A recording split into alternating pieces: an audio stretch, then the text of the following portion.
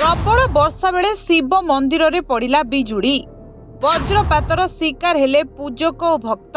आज सकाळु मंदिर रे घटिला अघटन।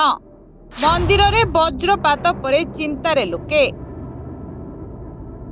शेष होइजिबो कि कलिजुग? मालिका कथा कौन सत हेबो?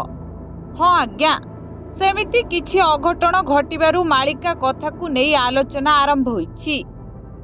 शिव मंदिर उपरे पड़िछि बिजुली आउ वज्रपात हेबारु एथिरे भक्त आहत होइतिबा बेले पूजक गुरुतर होइछथि। बात्या प्रभाव रे समग्र राज्य रे वर्षा लागि रहिछि। एही वर्षा बेले बालेश्वर जिला भोगराई ब्लॉक बाहारदा गाँव रे थिबा शिव मंदिर रे वज्रघात होइतिला।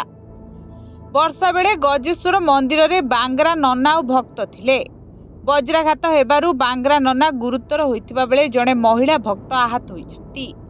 पूजकंकु बालेश्वर मेडिकल ले भर्ती करा जाइतिबा बेले आहतंकु स्थानीय हॉस्पिटल ले भर्ती करा जाइछि।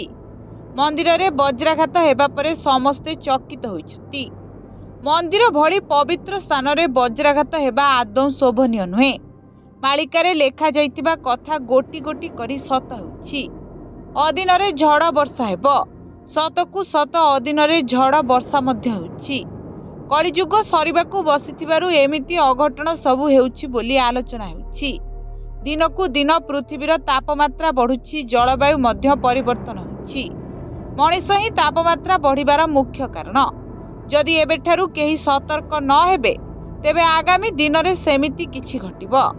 पृथ्वी रे अनेक जीव मध्य लोप पाई सारिलेनी। जलवायु परिवर्तन हेउछि एहार मुख्य कारण। तेणु समस्ते एथिप्रति जत्नवान हेले हे धरा पृष्ठ को बंचाई हेबो। ब्यूरो रिपोर्ट, ओडिशा संवाद।